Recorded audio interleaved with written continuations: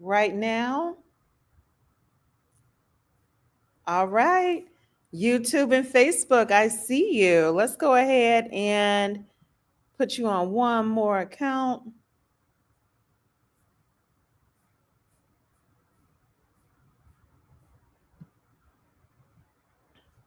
Come on in, come on in, come on in.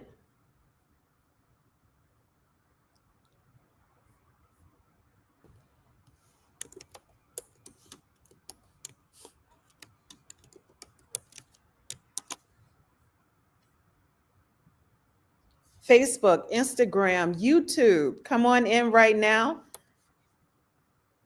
We are getting ready to go live on all platforms. We're going live right now. All right.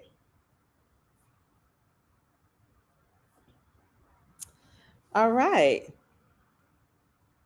Hey there, go on, come on in. Come on in, everyone. I want you to come on in. My name is Naja Young. And for those of you who don't know, I'm a writer, director, producer, and educator living just outside of Atlanta, Georgia. And my last feature film was Blood Force. Hey, how are you? My last feature film was Blood First in 2014. I'm currently working on a few projects right now. I was a full time professor up until August of this year when I decided to go ahead and take a break and go back to not only pursuing my dreams, but being able to work more specifically on getting some of my projects that I've been working on off the ground, really dedicating my time to it and working with dedicated clients. So I want to take a moment right now to actually give a shout out to one of my clients, Greer Golf Mindy, because she actually, we cut our session a little shorter today so that I could get ready for this live. Tonight, we're going to be talking about the American Society for Magical Negroes, as well as who we think is the most magical Negro in film of all time. All right, so if you're here and you're going to stay for it, go ahead and share this feed, this link with someone. Go ahead, tag one of your homies, let them know we're going to be talking about something crazy today, something wonderful, something exciting, and something important, very necessary.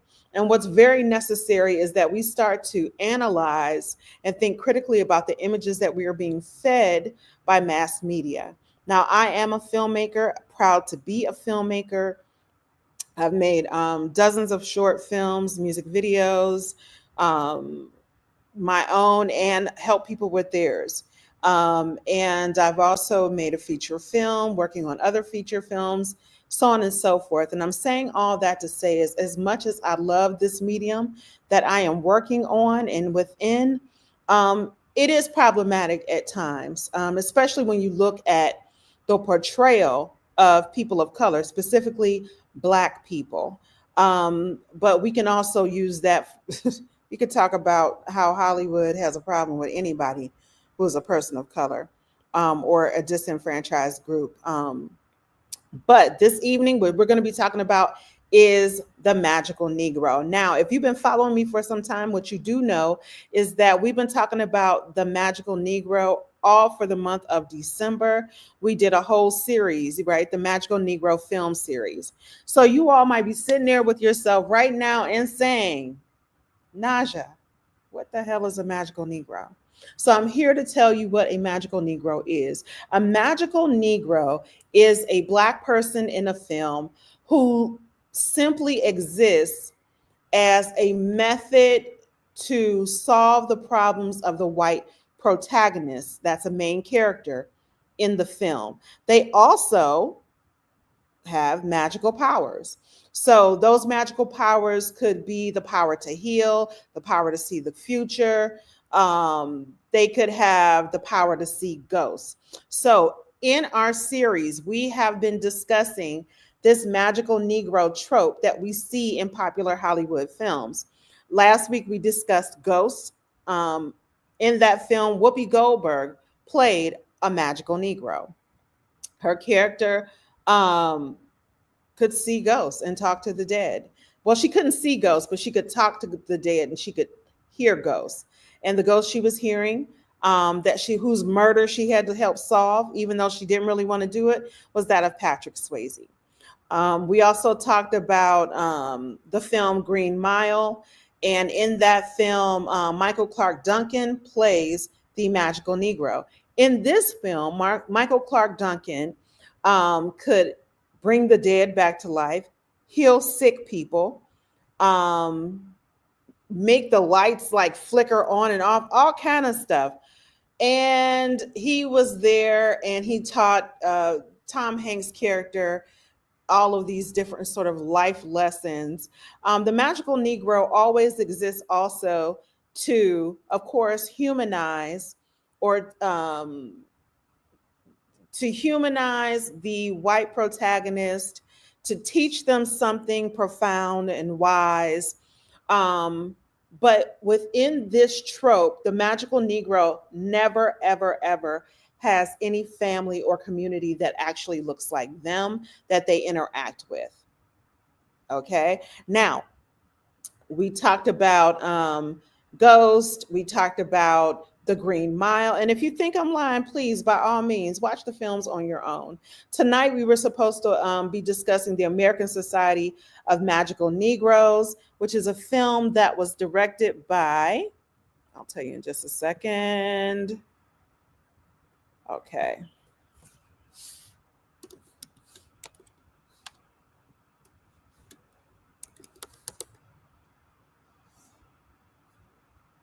So when you're asking yourself, what am I looking it up on? I'm not just Googling, I actually go to imdb.com. So that's where I'm at right now, kind of looking for a quick synopsis of the film. The American Society of Magical Negroes was actually directed by Kobe Libby and written by Kobe Libby. And it stars Justice Smith, Zachary Barton, Anthony Coons, and David Allen Greer. The film itself, the title is self-explanatory, but a young man is recruited into a secret society of magical Black people who dedicate their lives to a cause of utmost importance, making white people's lives easier. Now, brilliant idea, brilliant idea. I sincerely wish that I had time today to watch this film. The film is about an hour, 45 minutes long, if I'm not mistaken. I'm not even going to hold you. I did not have a chance to watch the film today. I know. What the hell? What is going on? I'll tell you what's going on. All of this stuff, I've been meeting with my editor for long editing sessions for the last 5 days. I really haven't had time. I've been running like a mad woman, of course, and these holidays are coming up. But what I did have time to do, and I'm going to do this.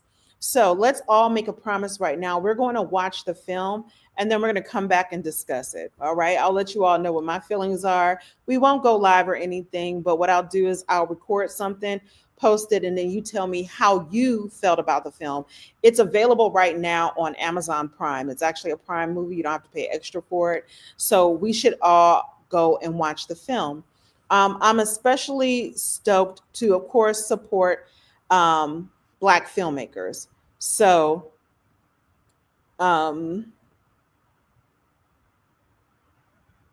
I really like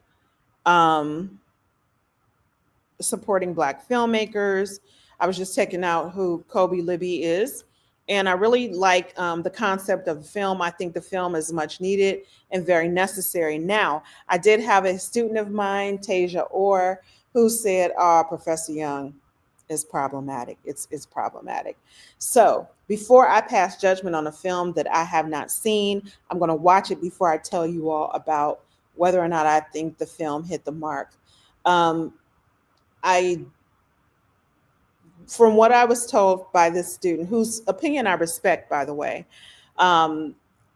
it sounds problematic, but I won't pass judgment until I see it. So what are we going to discuss this evening then? What we're going to discuss is who is the most magical Negro in film of all time. Who is the most magical Negro in film of all time? Remember, we have very specific parameters. A magical Negro is a Black character in a film who has special powers. special powers. Okay. Brandon says he felt the same way about the American Society of Magical Negroes. It was problematic. So I'll definitely have to check it out. He's one of my students as well, one of my former students. But remember, we're talking about, so tonight what we're going to talk about is who is the most magical Negro in film of all time. Now, the magical Negro in a film is a Black person in the film. Okay, they must be Black. They must have a special power. They can see the future. They can talk to you in their dream. They talk to ghosts. They see ghosts. They can heal the sick. They can. They must have a special power, and their special power must be used for the benefit, the upliftment, or the perpetuation, the continuation of the white protagonist in the film. That is a magical Negro in a nutshell. Bonus points if this magical Negro in the film does not have a family or is a part of a larger Black community. Because in the films that I've talked about, Ghost, we also talked about Green Mile in this series.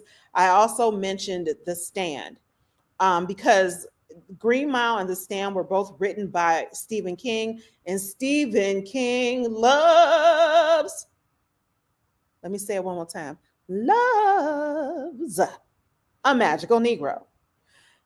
He even in The Shining. So in The Stand, we have Mother Abigail. Mother Abigail in the original miniseries was played by the fantastic, the incredible Ms. Ruby Dee. In the remake, this character, Mother Abigail, was played by Whoopi Goldberg. Okay. And in The Stand, the miniseries, Mother Abigail is sort of like this beacon of light and hope that good people dream about, that they're drawn to. She is 100 some odd years old. She lives in Hemingford Home, I believe Nebraska. And when we meet her, she doesn't have family. She doesn't have friends. She is all alone. And in the book, she is all alone and she lives in the middle of a cornfield. How do I know this? Because I'm a nerd, a blurred, so to speak. And I've read the book, all 800, I believe, 26, 27 pages of it. Wonderful book. But the scholar in me has questions. Where is it that this woman who's 100 some odd years old lives by herself and there's no one to check on her? She's not a part of any community. She has no family left. She has no children. She has no nieces, no nephews, no cousins. It makes me think the author doesn't really know Black people. Yes, of course, there are some Black people who don't have family, but they are also a part of a community in some way, shape, or form. And that's my problem with the magical Negro trope, is in popular literature and in film, when it is written and or directed by non-Black people, you have these characters that sort of just exist as satellites. They just floating around, nothing to anchor them, no one who looks like them. And so then, because there's no one in the film that reflects their humanity that looks like them, then they only exist as a mechanism to uplift and to serve the purposes of the white protagonist, which brings us to the Green Mile and Michael Clark Duncan's character. It's what happened with John Coffey. This man was huge. He had all of these, I mean, literally physically imposing, was filled to the brim with magical powers, couldn't write his name or anything, was the sweetest, gentlest soul. But you mean to tell me he couldn't save himself from being executed? He didn't even kill the little girls. And if I'm sorry, if it's a spoiler alert, my bad. I mean, you was going to get there in the movie anyway. But I want you to understand this powerful magical being did not have the agency or the wherewithal to save himself. Come on, Stephen King. Seriously? Seriously. And of course, Tom Hanks' character and the other white guards, the majority of the other white guards that were on the death row tier, were all greatly and deeply affected by John Coffey's character. They ought to be. He was curing people and everything else. He didn't deserve to be there.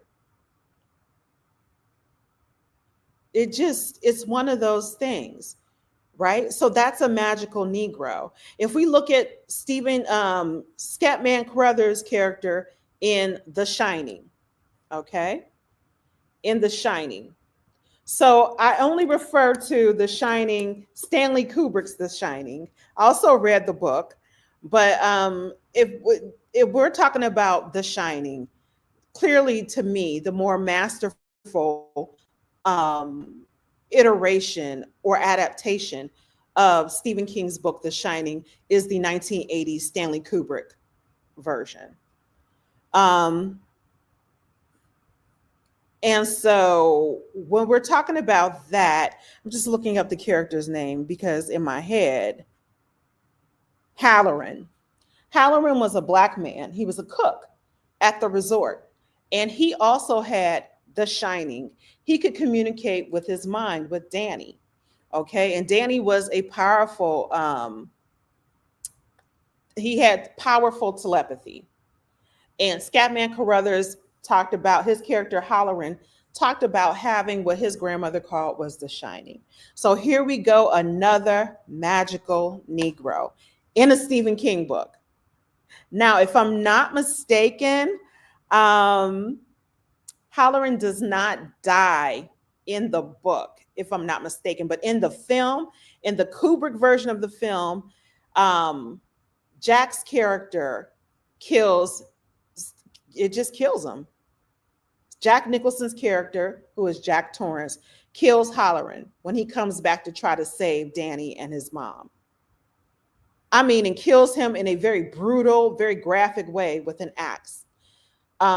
It's still one of my favorite horror films.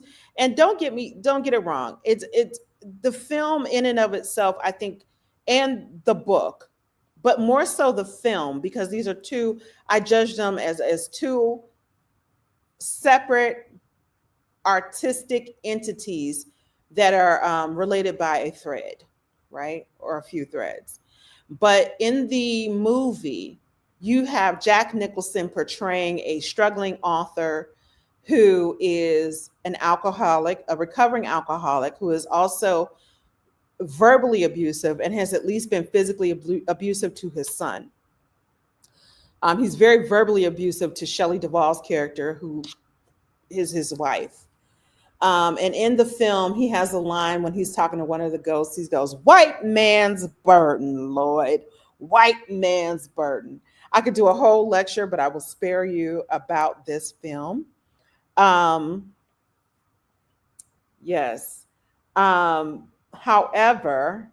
the film in and of itself, it very much points to a man who is disintegrating, who is, it's the unraveling. I feel like it's a metaphor for the unraveling of a society that white men knew and enjoyed.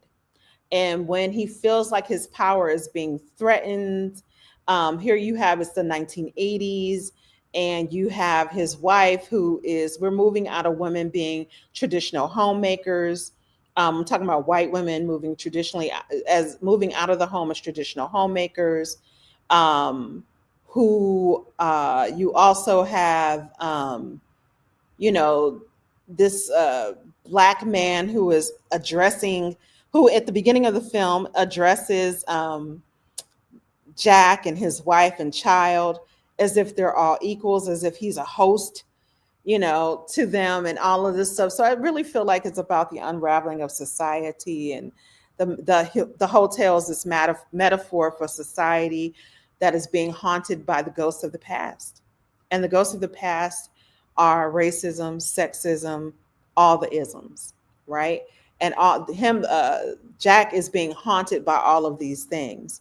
And at the very end, we see a picture where Jack's picture is there, and that's where he lives, is in the past. That is where that character lives. But I digress. So Marjorie writes, I concur. Stephen King failed to adequately portray John Coffey's true abilities. But are you surprised? No, Marjorie, I am not surprised. Not a little bit. And I'm a Stephen King fan. I like Stephen King. I actually think he's a great author. So this is my holiday reading for fun right here. Let me put this. It's You Like It Darker. It's a collection of short stories. And I read a lot of Stephen King books, but I read them and think about when I read his books, I like that the genre of horror, and because he's a great author, it explores other themes and images and puts a spin on it that many people don't like to see, hear, or discuss. Yeah, Brandon writes, I like The Shining too, but we still got to fight Kubrick for killing off that character. I agree completely. He killed off the black man who also had telepathy. I mean, if the man had telepathy, played by Scatman Carruthers, Halloran, this character, if he had telepathy, right, you would think that, first of all, he would know that this man was coming to kill him. He got the shining, or as my friend Carolyn would say, the shinning. He got the shinning, right? This man has the shining. He has telepathic powers. He didn't know this man was coming to kill him. So you got all these magical Negroes in Stephen King books and books based on his films, based on his books, that are deeply flawed. They all have a character flaw. They can never save themselves. Again, they exist merely as a mechanism to teach, to protect, to uplift the white protagonist in the film, right? So I pose the question to you all today. Who is the most magical Negro of all time in film? Who is the most magical Negro of all time in film? Now, I'm going to say, quite frankly, I'm going to just give my award to Morgan Freeman. I posit that Morgan Freeman is the most magical Negro of all time. And here's why, folks. Morgan Freeman actually played God. And if you believe in God, a higher power, supreme being, owner, runner of the universe, can't get no higher than God, right? Who played God in the film? Morgan Freeman. But who was Morgan Freeman there to assist, to help, to uplift, and to teach? Bruce, played by, of course, Jim Carrey, white guy. So all the other problems going on this earth, people starving, people dying, you got people who are being lynched. We got racial harassment, sexual harassment. We've got homophobia. We've got people starving. All of these things, right? And I get it. It's a comedy. I get it. I totally get it. I'm not without a sense of humor. I have a great sense of humor too, if you ask me, and some of the people I know. But out of all of that, God chooses Bruce to make him Bruce Almighty. So a black man who is God, that's the image that we see, played by Morgan Freeman, chooses Bruce, this white man, to be him, essentially, for a while, to be God. Righty then. Okie dokie. Nobody see a problem with that?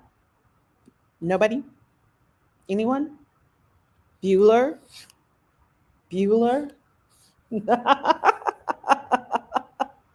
Right? I'm like, so to me, I think that Morgan Freeman might be the most magical Negro of them all. Let's talk about Morgan Freeman and the characters he's portrayed as well. So Morgan Freeman played in Driving Miss Daisy.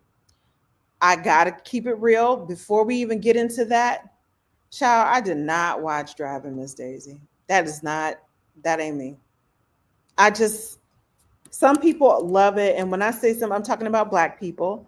Um, some people actually really love Driving Miss Daisy. It's their thing. Like they really like it. Um, I just didn't need it for me. And don't get me wrong, I am not a person who is looking to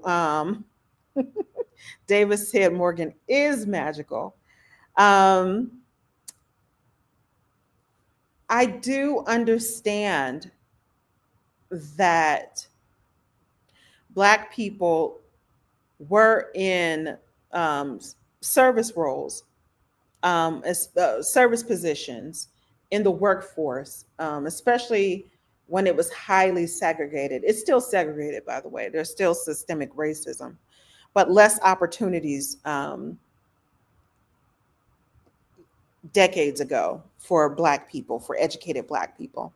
So we were chauffeurs, we were maids, we were cooks, we were nannies, we were pullmen on trains, so on and so forth. I totally get it. I'm not saying let's not talk about it because there are lots of stories there, a lot of stories there for us to actually um, discuss, put on screen, adapt into a novel, lots of stories that we don't, and lots of history there that a lot of people don't um, know. However, um, there are certain tropes that we keep going back to. Oh, he was, so you have to look at these roles that people keep choosing to play or are cast in because at a certain point you can say no, people. Even our wonderfully talented Viola Davis um, admitted that maybe we didn't need the film The Help, right? Perhaps that was a role she just really didn't need to play. And we never know what's going on in somebody's life. Listen, if you think it's hard out here for writers and directors, it's really hard out here for actors as well. Okay. They used to say when someone said, "Oh, what do you do? I'm an actor." People would say, "Oh, what restaurant do you work at?" The joke being that you really haven't, that most actors have to have a day job. It's the same thing with not just actors, but a lot of people in the creative arts. So you never know why someone took a role or why they were even drawn to a role. But Driving Miss Daisy, I didn't need to see. I didn't need them to make that film. Morgan Freeman was in Shawshank Redemption, also written by who? Stephen King. So I know good and damn well he was a magical Negro in there. And even if he wasn't magical, even if a Black character isn't necessarily imbued with magical powers, they become the Black best friend or the moral center of the film. If they're not the moral center, they're the comic relief. But what I damn sure know is that they're not going to be the main character, not when there's a white person in the film. Tim Robbins was like the star of the film, Shawshank Redemption. Stop. Don't ask me what it was all about. I know generally what it was about. But again, it was one of those films that I was just like, I'm good. I'm good. I just, I'm good. And if it's anything like the Green Mile, even remotely close to the Green Mile, I'm so cool on that. You ain't got to worry about me watching it. Listen, just because, and I do like to have an opinion. I like to have a well-informed opinion about the things I'm talking about. So I have watched plenty of films that I had to discuss in class, in my lectures, that I had to have an opinion on for some way, in some way, shape, or form, for a screening or what have you. I can sit through nearly anything. But if you're asking me to just torture myself just on GP, nah, I'm good. I don't have to watch everything. You don't have to watch everything. Um, yeah, I just really don't have to watch everything. You don't have to watch everything. I can, that's what synopses are for, right? I can read the synopsis and go, yeah, no, or sounds interesting. Let me look at that. and then I can watch a trailer and see if that might be something I might be into. And I've been disappointed like everybody else. And sometimes pleasantly surprised where I was like, oh my God, that was really not at all what I thought it was going to be about. Um, so I think Morgan Freeman is perhaps the most magical Negro of all time. Morgan Freeman, as someone said to me earlier, has been old since we were little kids, and I know I'm getting up there in age. So Morgan Freeman has looked the same for the last 40 to 50 years. I'm here to tell you. Okay. Brother is up there in age. He's had a very storied career in Hollywood, variety of roles. He's also said some controversial things about race, racism, and Black History Month, different things like that. I'm not here to get into that or even debate that. What I am talking about is the tropes that we see him play in film. So that's why I said magical Negro in film. Well, it's got to be, to me, Morgan Freeman. I mean, you're God. You have every superpower in the world. He played God in Bruce Almighty. Now, other runners up. Do we have any other runners up for the most magical Negro in film? The most magical Negro in film. Trying to think. Do we have any women besides Whoopi? I know Whoopi, Whoopi was in Ghost. She had magical powers. She played Mother Abigail, where she had magical powers. Anyone else we can think of that's a woman, Black woman with magical powers, and it makes her the magical Negro. Oh, I forgot about the sister in, what was that film? The Craft. The Craft. That was another magical Negro. Now, the thing about The Craft, oh Lord, it's trying to show me the remakes. I don't think so. No, we want the original, The Craft with Fairuza. There we go. All right.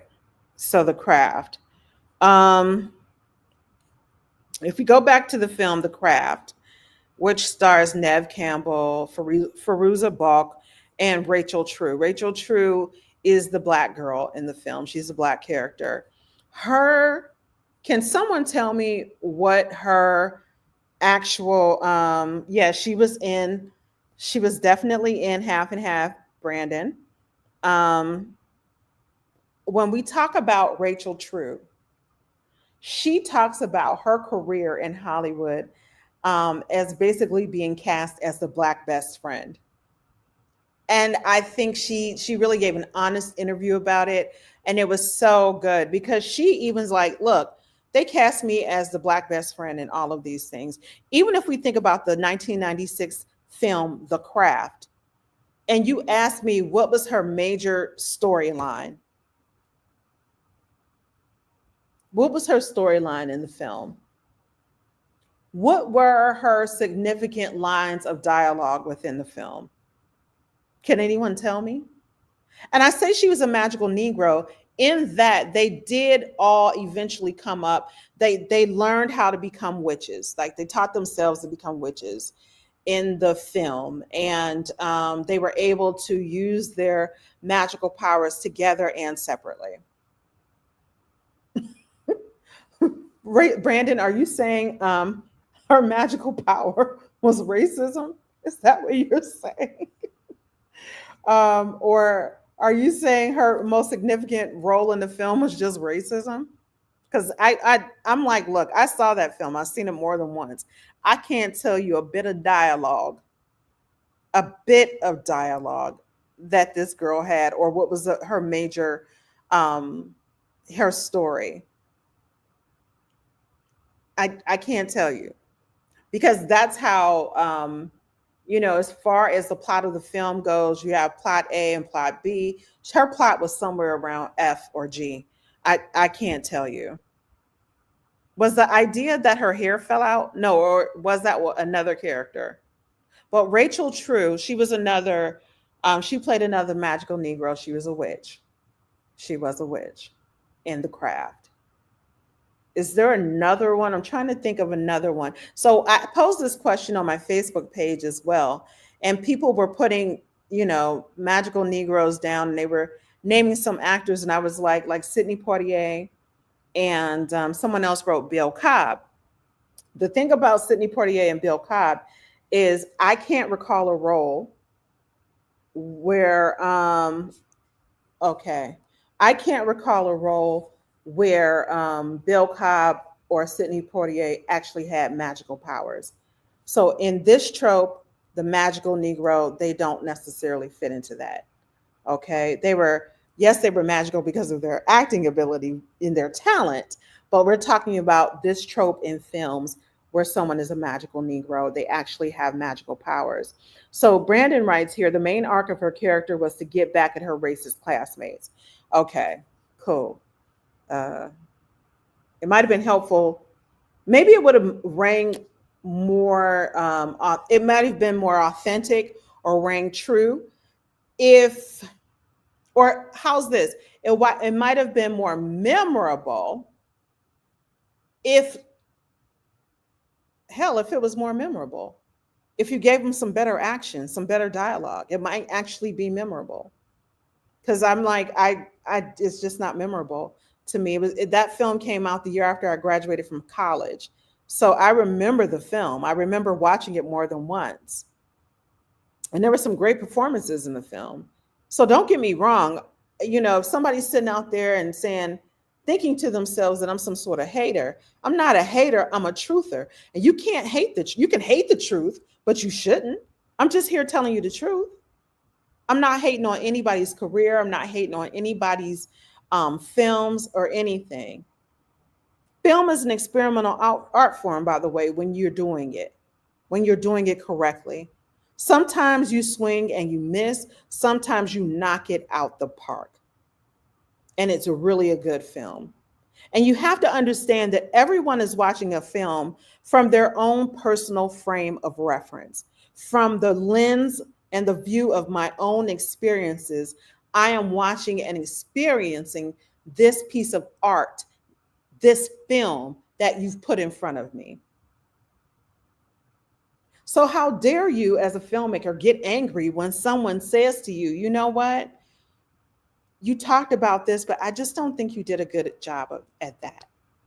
Or they think critically about your film, and they think about your film, your piece of art, differently than what you intended.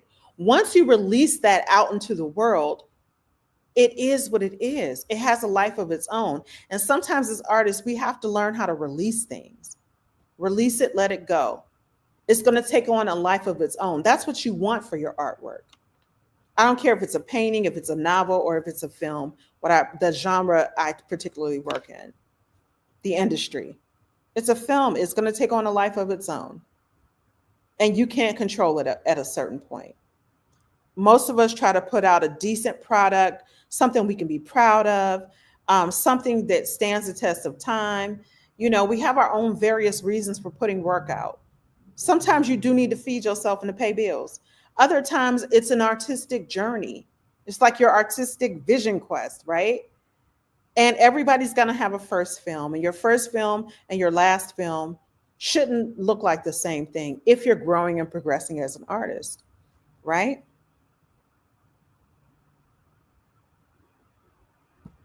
Okay, so Kristen writes, and Kristen's another one of my former students. Kristen writes, someone else I'm thinking about is the character Bonnie, who was a witch on the Vampire Diaries. Cool. Vampire Diaries is a television show. Fun fact, they filmed that not too far from my house in my town square. I live outside of Atlanta, and so a lot of shows shoot here. And the Vampire Diaries, you can come to my town, actually go to the bars and everything that they talk about on the series, and see memorabilia, cast memorabilia, all of that stuff. The Dukes of Hazzard was also filmed out here. Yeah. That tells you something right there, right? I think that television shows and films they're trying, or let's say this, they attempt to embrace diversity and inclusion by having characters that are not white in their programs or in the film. Um, and I'm not saying that, I certainly don't think that every plot point that involves them or story arc that involves them has to involve race. Because quite frankly, I live my life every day and I may not inquire, I may not necessarily, every part of my day does not involve something to do with race, racism, or any something like that. You know, especially when I'm in the comfort of my home, when I am amongst my family and friends or what have you. So these characters are allowed to relax. They're allowed to have a quote unquote life on the screen that does not necessarily involve that. But what I find is the clumsiness with which these issues are dealt with these characters, right? If I went up to who is it, Joel Schlesinger, or, you know, go up to one of these Andrew Fleming or any of these people who have magical Negroes in their films, Stanley Kubrick, um, and I talk to them about this, or even like go to Stephen King. I would love to have a conversation with Stephen King about this. And he immediately got pissed because I'm bringing up how all his like these black characters are magical, but they have no agency, no community, no nothing. All of their superpowers are used as a mechanism to help push forward um, the agenda of the white protagonist. And he got an attitude with me, but that's sad for him because I'm just telling the truth. I'm just telling the truth as I see it and as I experience it. And if we're really artists who care, I think it's incumbent upon us to sit and to think about these things, to ponder these things, right? I would love to know why Stephen King creates magical Negroes in his books, and what kind of experiences with Black people has he had? Because clearly he thinks there's some magical power within some of these characters, within certain Black people. But why are they never like helping other Black people? You know, why are they never like, you know, why can't they ever use their powers for themselves? Why they always got to be alone? Why can't we ever have community? That's like when I watch certain things, and they have like, I was watching, I remember this is, I was watching Nurse Ratchet or Ratchet on Netflix. Sarah Paulson stars as Nurse Ratchet, made famous by, of course, The One Who Flew Over the Cuckoo's Nest, that character. And then her origin story is Ratchet, and it's on Netflix. And they had a little Black couple on there. Sophie Okonedo was a patient in the mental institution, and she kind of, her and the guard, if I'm not mistaken, security guard, kind of had a thing for each other as two Black characters. And of course, what happens? They get killed. I mean, their love affair on screen didn't even last two whole pages, I felt like, which is 2 minutes of screen time before they were both dead. I was like, damn, why can't we let Black love win sometimes between two Black people? Like, what the hell? Those are things that happen in Hollywood films. And maybe I'm just sensitive to it. Maybe, I don't know if you all have experienced that, where you're watching a film or a television show and you have these two Black characters and they're in love, and then something tragic happens to one of them. Now, don't get it twisted. These Black characters are never the protagonists in the story. They're never the main characters. They're always secondary characters, right? Supporting actors. So that's what we're talking about. That's what we're talking about. That's what I'm talking about in these films. There's certain ways, in these television shows as well. There's a certain way that Black characters are written and crafted, and it always leaves me feeling incomplete. They're never truly three-dimensional characters. So I would love to know what you think about that. Are there any other magical Negroes that we're missing out on in film and television? Lafayette, True Blood. What about Lafayette on True Blood? Okay. Lafayette on True Blood. So, True Blood was an HBO show all about vampires, also based on books.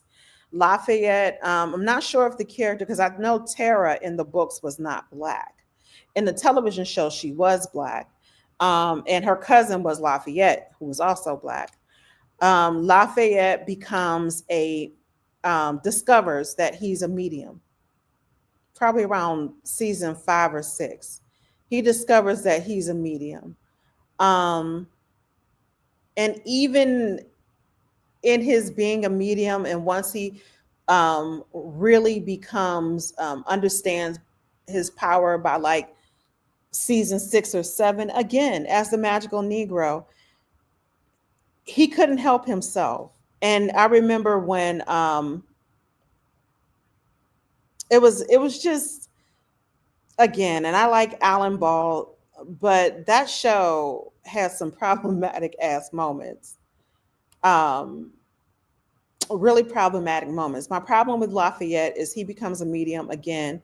He can't do anything to help his lover, to truly help himself, his lover, or his cousin Tara. He's just a medium. He ends up helping Terry and Arlene twice. First, when when he abducts the baby, their little baby, and then like that was his major plot point. It was a major plot point for him. And then and these were like in season 6 and 7, like the show had been on for a while. And then I think Terry is haunted by a spirit. And then by the time we get to the point where Terry is being haunted by a spirit and ends up being killed, they turn Lafayette into truly a mammy character. I'm talking Gone with the Wind type shit. He always did wear head wraps and stuff, but he was real, like, let me just take care of you, Arlene. Let me do this, let me do that. All that piss and vinegar, all that fire that he had in the first few seasons was gone. It just was gone. He didn't have the same bite. And I was like, damn, again, Magical Negro, but they're going to find a way to somehow neuter this Negro. They can never be too powerful. Even if we look at American Horror Story. Let's go there. Because we had some magical Negroes on that show too.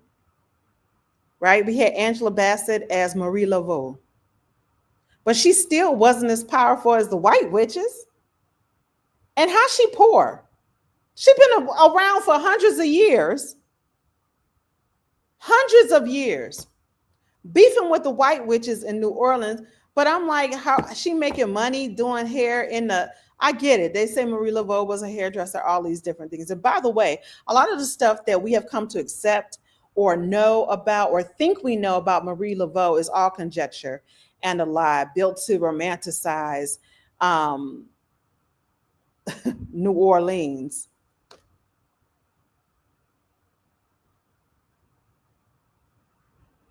It really is. It's not based on truth. So here's the thing that we know. They took a bit of what was true about Marie Laveau. She actually did live. And you have people in New Orleans calling her the Voodoo Queen of New Orleans. Voodoo, they use that term loosely and liberally. Okay. But even in that show, it was the third season of American Horror Story. Marie Laveau just was not as powerful as the white witches. And she had a couple hundred years on them. And then, of course, it was the demonization of the black gods. You know what I'm saying? Papa Legba and all that stuff. We're going to demonize them. He's a demon. And Marie Laveau is sacrificing little black children, giving him little black children. It was like, I was like, wow, okay. And then let's talk about Gabourey Sidibe's character. She was like a human pincushion, right? But if she stabbed her hand, you would feel it. Okay. They didn't really give her like her due either. They really didn't. They didn't give her her due either. Because again, these black characters are never the main characters. They're ancillary, they're secondary, and they're there um not even as B story, but like C and D story.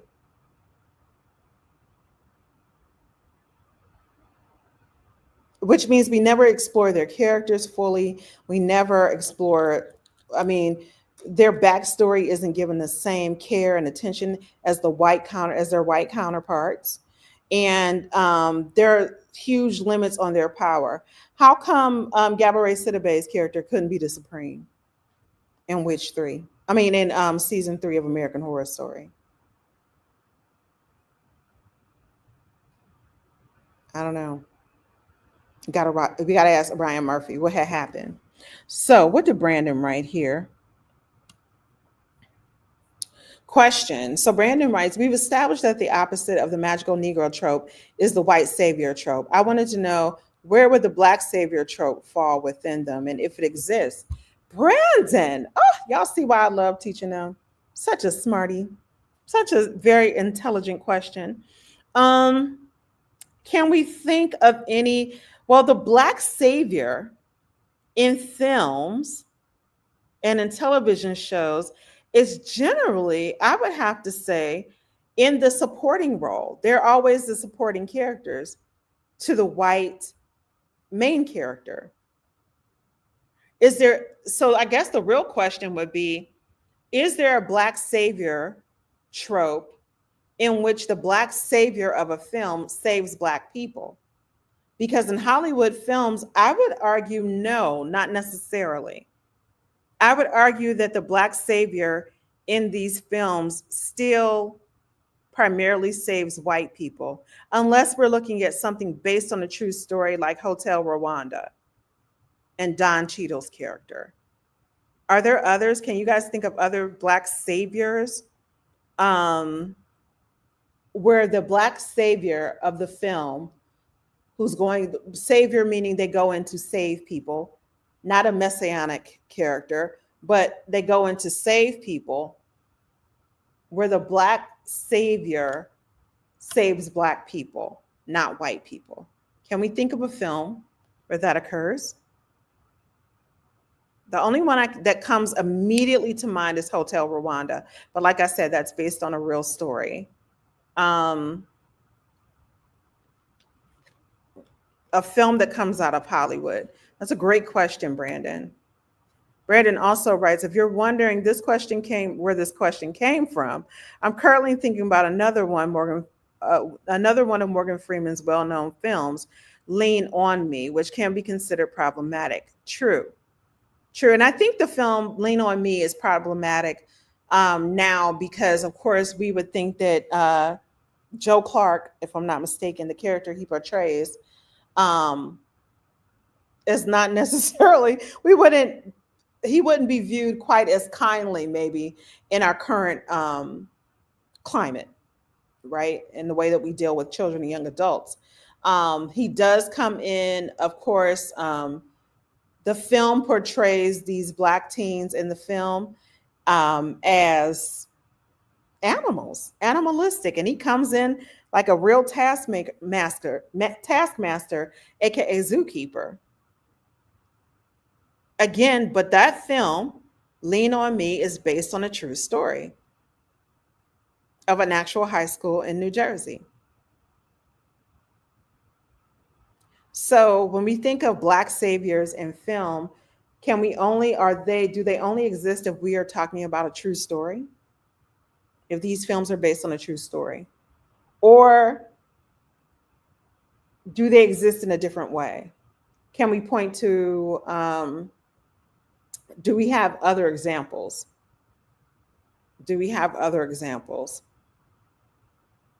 Because the white savior in film, the white savior trope in film always goes to an inner city neighborhood and saves the little black and brown children. Or they go overseas and save little black and brown children.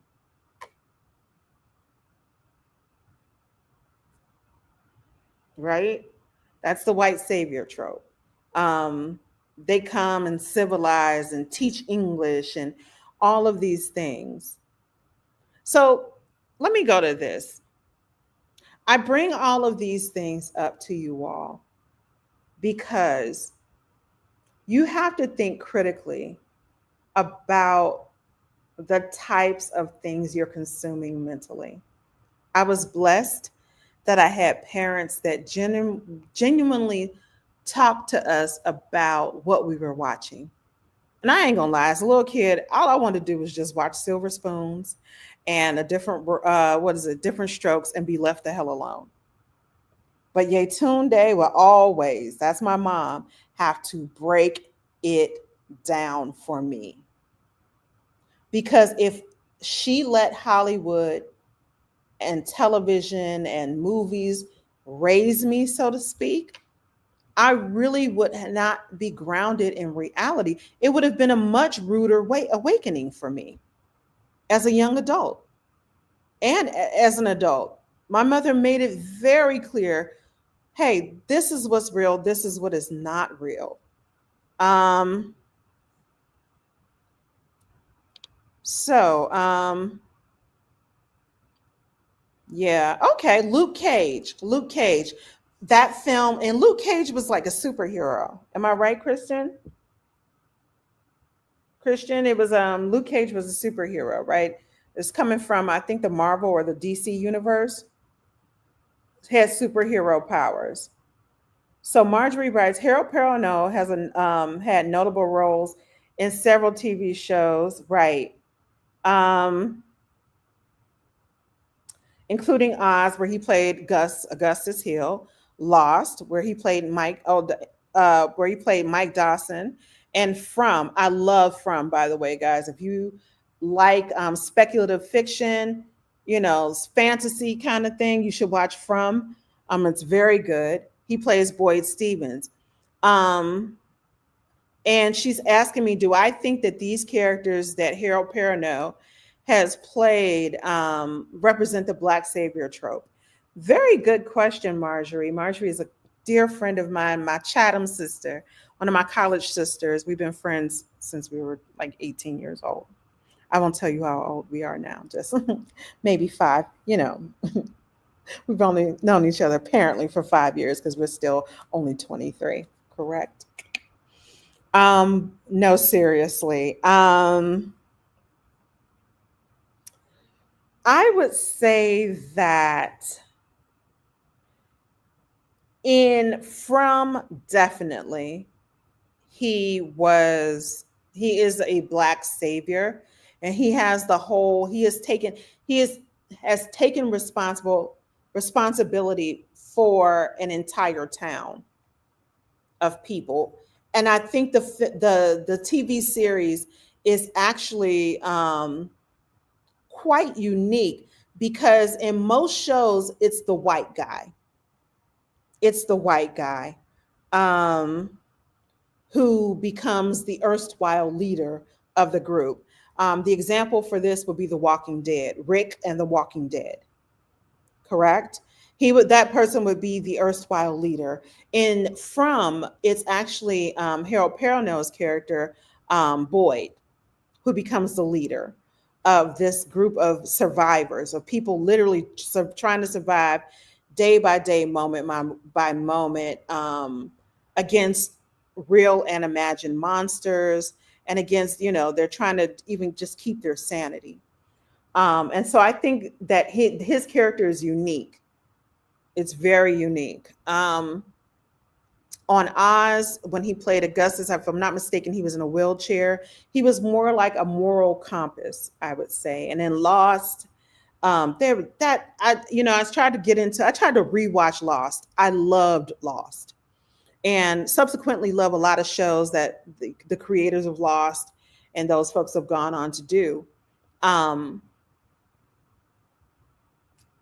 think that Harold Perrineau, as an actor, has a tendency to play very play more well thought out, three-dimensional Black characters that I feel, for me watching it as a Black woman, that I empathize more with, that I can under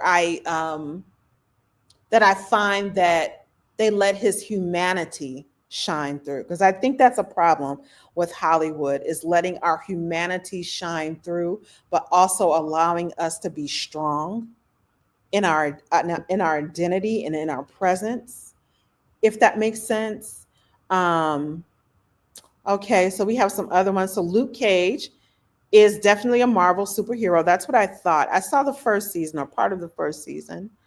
Um, and he was Christian and Brandon. He was, working in his community to kind of fight the bad guys, so to speak. So we have that.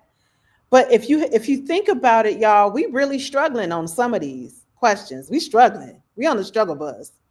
Okay, we had Carl Lumbly and Mantis.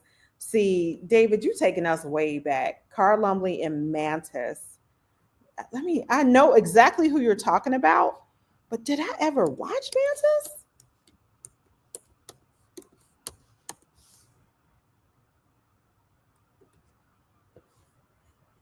I'm trying to think that I even ever watched Mantis. That's what's crazy. Because Mantis goes way, way back. You should see me on IMDb trying to look up Mantis. They like, girl, do we go back that far? Let me see, but I do remember it. Okay, so yeah, 94 to 95. It was a TV movie, and we also had it. Actually, that wasn't that far ago, far long time ago. It wasn't that long ago. Um, and the TV series 94 and 95.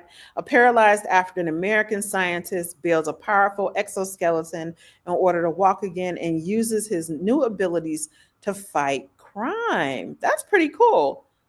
It looks like it lasted about 22 episodes, which in Hollywood is like a season. So it was canceled pretty early. Um, I wonder if today, if Mantis would survive today in today's climate. Because it sounds like a cool concept. David says it was pretty dope. Um, so I'm thinking that I wonder if 2020 in 2024, going into 2025, if a show like Mantis would last more than one season. Because I think what the issue is, and this is something we have to address, is we also have to not only address the the biases of the writers and producers, the creatives behind these films and television series. We have to address their biases, um, and their narrow frames of reference and things like that, and the lack of diversity and inclusion in these writing rooms and other rooms, executives, and he's in creative suites and stuff. We have to address that, but we also have to. We can't negate our audience. We can't negate the audience. It's interesting to me, and I've done this experiment many times in my classrooms, um, just to prove that we almost live in different worlds. So when I asked my white students if they knew who Gabrielle Union was, the majority of them had no idea who I was talking about. If I asked Black people, we all knew who Gabrielle Union was. If I threw out a name like Reese Witherspoon, some Black people wouldn't know who Witherspoon was. The white people would know who Reese Witherspoon was. So I'm saying that to say that even in our viewing, we're very segregated. We can be, not all the time. We can be very segregated in our viewing, but more importantly, what I found is that Black people and other people of color had knew films and television series that did not have that had white protagonists, more so than white people knowing films and television series that had Black or people of color protagonists. So, dig what I'm saying. Black folks, even if you're not a movie buff, not really big into television, there's a higher likelihood that we have heard of quote unquote white stars or actors. Not so much the other way around. Not so much the other way around. White people generally didn't watch or have the exposure to shows that starred Black people. They just generally didn't. And of course, my evidence is anecdotal, but I'm willing to go ahead and do a scientific study on the joint. And I'm saying that because, especially in the 80s and 90s and maybe early 2000s, anything prior to the early 2000s, let's say this, people television relied on Nielsen ratings. How many households were watching this show? These are the ratings that we use and the numbers that we use when we're selling advertising to companies. Well, you want to advertise, on must-see TV on NBC on Thursday night because this many American households are watching NBC shows. And so then that drives the price up higher for those who want to market or advertise their products during that time. That's why we use these things, right? And if you have low ratings, then you would probably be canceled. Now, when you started to get the WB and UPN, and I forget there was another one, and Fox earlier and back in the day too, you had a lot more black shows, particularly catering to a Black urban audience. And then once those networks took off, all their Black programming started to go. They built their networks on Black television shows. They had low production quality. They spent less money to produce it. And this is how we were introduced to Martin Lawrence. Shows like Half and Half, Malcolm and Eddie. I can go on. All of those shows got their start on UPN, Fox, and the WB. And then as soon as those things got big, they started dropping their Black shows. And they had other shows. Now they bring in the shows with predominantly white casts. And they start to get a quote unquote larger share of the ratings market. Okay. This is important because when we're talking about film and television, they're thinking about, again, demographics, numbers, demographics. That's how they're thinking about it. Who is the target audience? Who is likely to come out and see this? Black people were much more quick to cross the line than white people. They not as much. Nowadays, because we have so many platforms for things to get, nowadays we have so many platforms for distribution of television shows and of other original content and films. We can sort of cultivate our audience. We can reach people who may like our stuff a little easier because there are so many platforms available to us. We can put it on, a streaming platform. I'll pick it up. I have a film on Tubi right now, Blood First. You can go look at it. I shot that film 10 years ago. Okay. But and we distributed the film then, and now we got the chance to redistribute it because we have a newer platform. We were just ahead of the game. Okay. Way, way ahead of the game. So not only do we have all these different streaming apps, we also have YouTube. We have Vimeo, we have TikTok, we have Instagram, we have Facebook. We can get our products directly in front of, or our films and TV shows, our content directly in front of our target audience, and we can market directly to them. Okay. That's really where we are now. And so you're going to start to see And we're starting to see that now, a shift in the types of things that we're able to see. I have a lot of people that's still trying to, use conventional television and things like that, and even basic cable to watch things. But I'm just like, look, you got to venture out. If you really want to see some cool stuff, if you want to see some cutting edge stuff where Black folks are taking risks in film, even non-Black folks taking risks in film, opening up different avenues, exploring different issues, that's where you go. Go get on these apps, get on these streaming platforms, um, get on YouTube and start looking at some of this content, because that's where you're going to find it.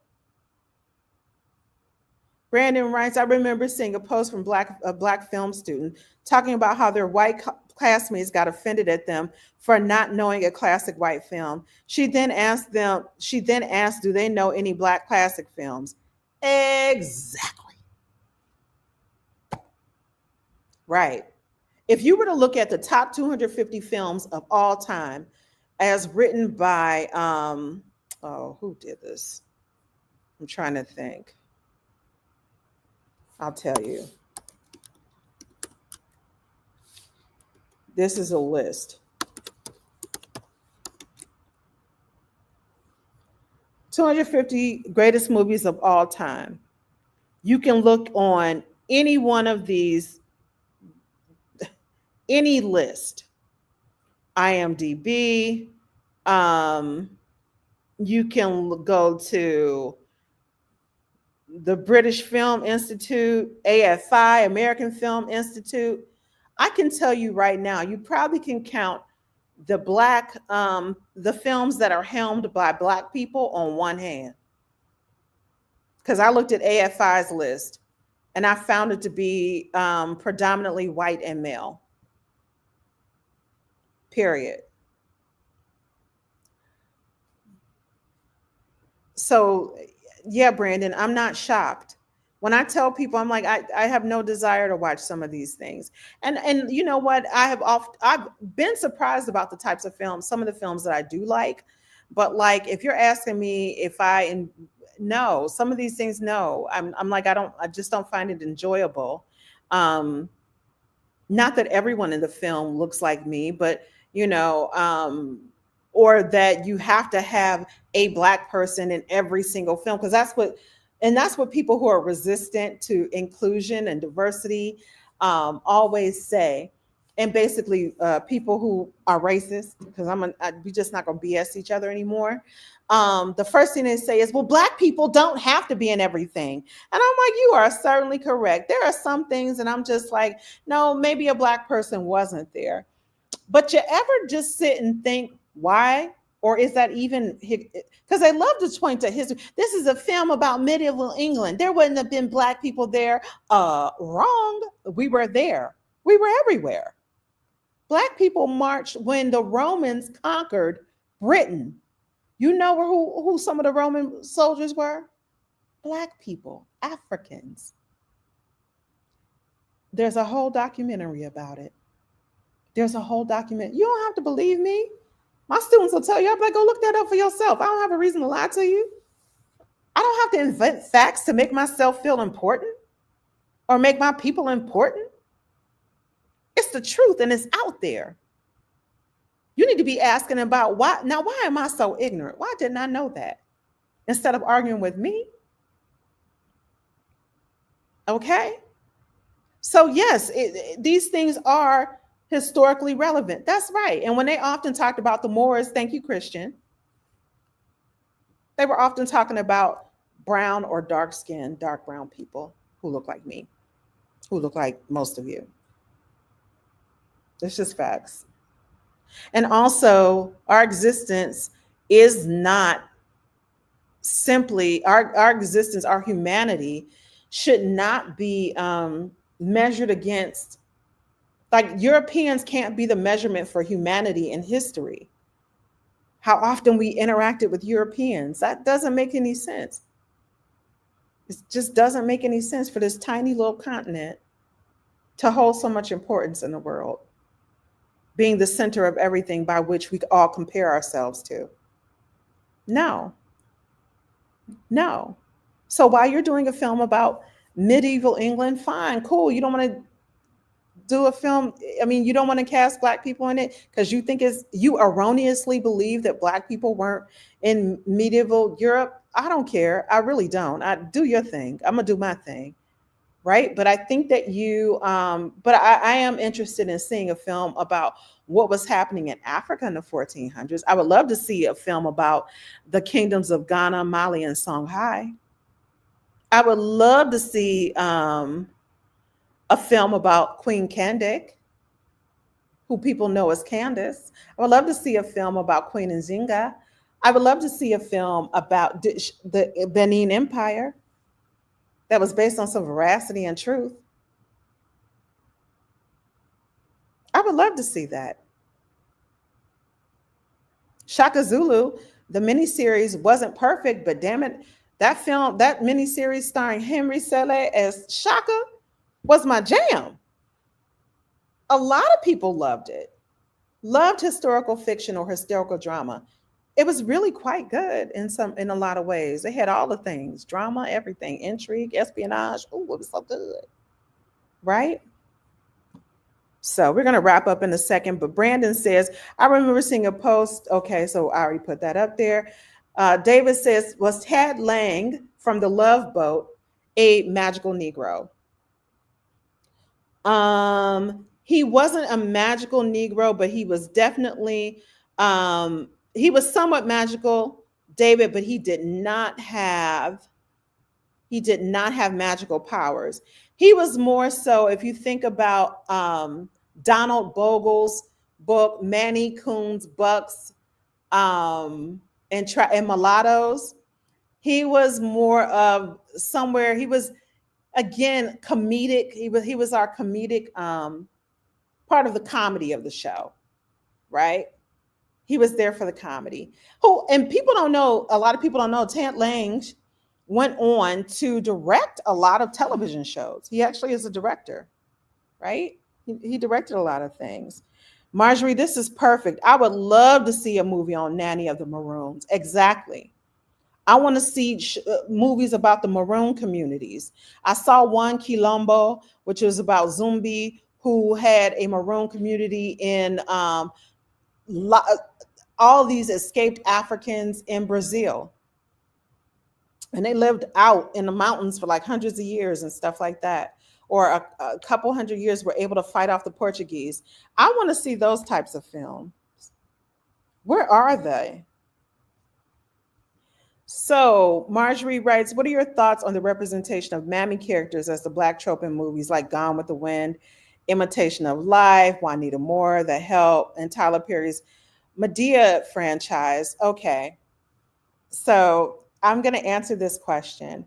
I think that this trope is, again, goes back to when we look at these films like Gone with the Wind in particular, Prissy, and Butterfly McQueen. I'm sorry, Hattie McDaniels and Butterfly McQueen. Mammy, who played Mammy and Prissy in the film, respectively. They, again, no family whatsoever.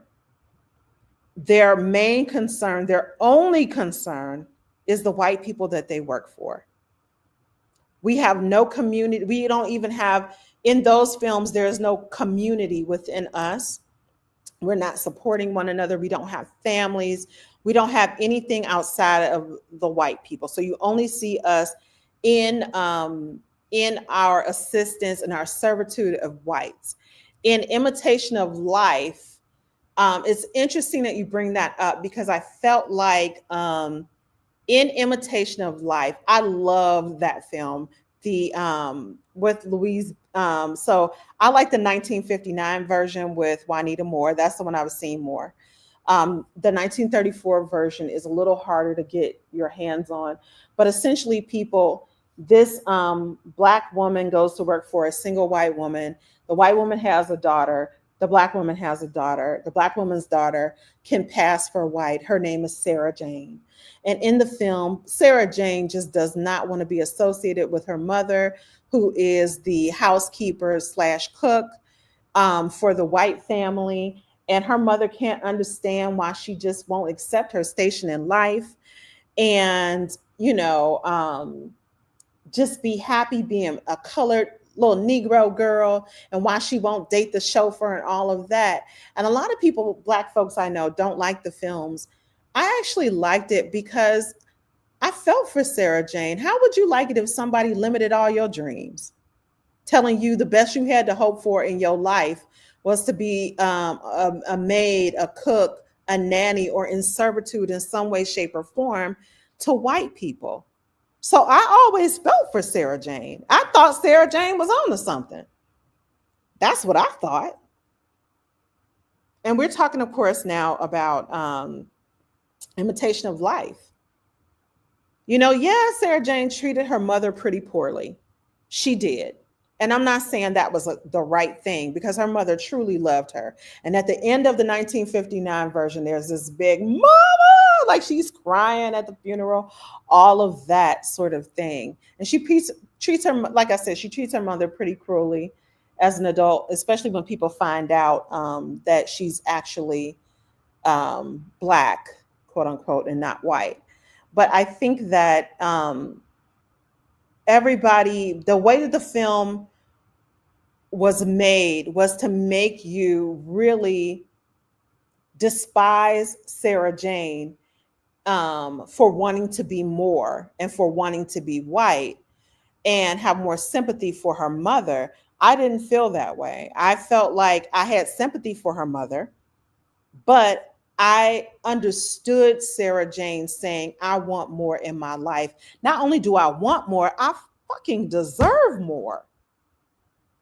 I should be able to want all these other things. Period. So yeah, as far as the help, again, the help is one of those things where it's just like driving Miss Daisy. Was it needed? Was it necessary? Was it adding something new to the discussion about Black women working in service in white households?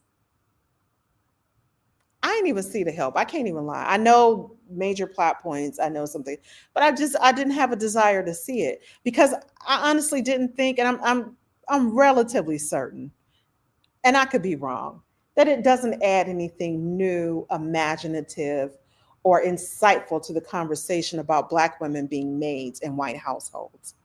We know they raised white children.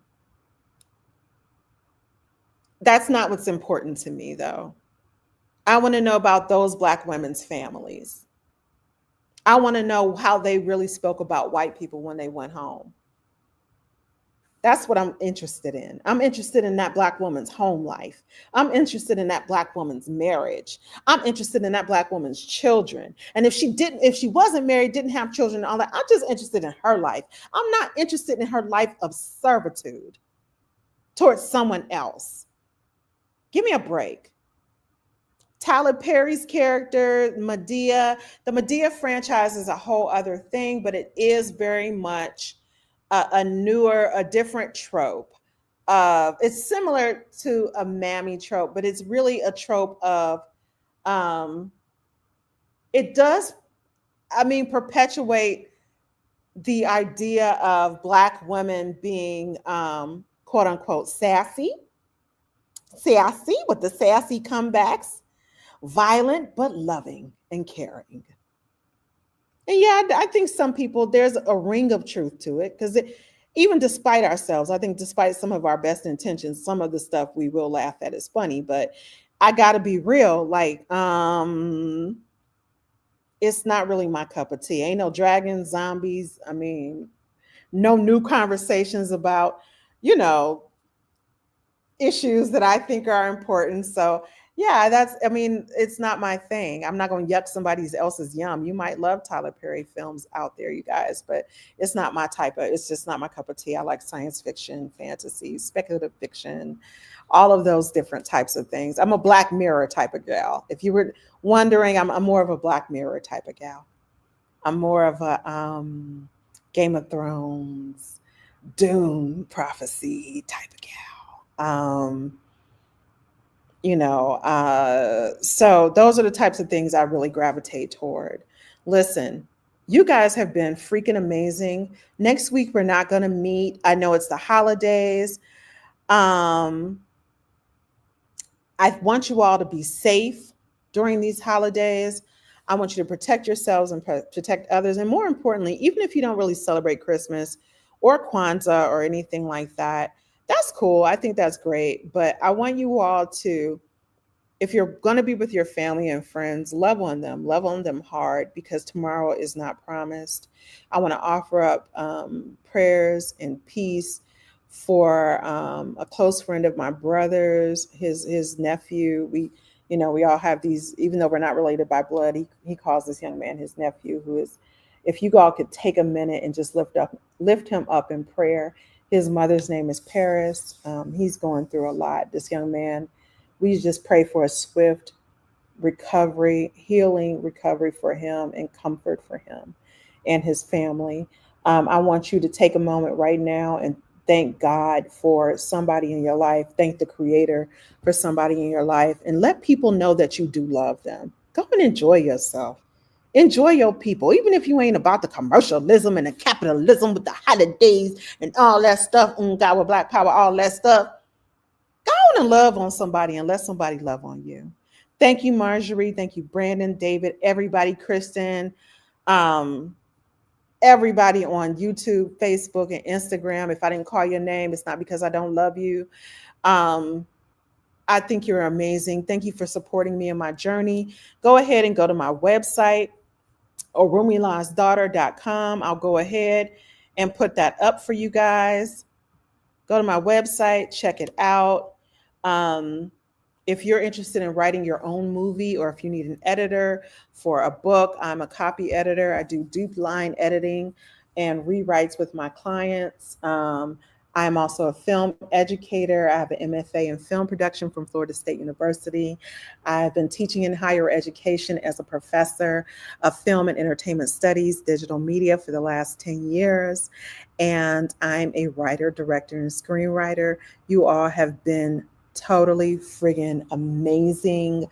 I'll pick this up in January. We'll decide what it is we're gonna what theme we're gonna cover. We have some great stuff in store with you all. If you are so inclined and want to give a love offering, go on and hit me on Cash App, baby. And I'll use that. I use things like that to honestly offer free services to novice writers, particularly young adults. Like I said, I'm still in contact with my students. I love them so very much. And I pray for their continued success. Thank you all. Have a wonderful weekend. Be blessed.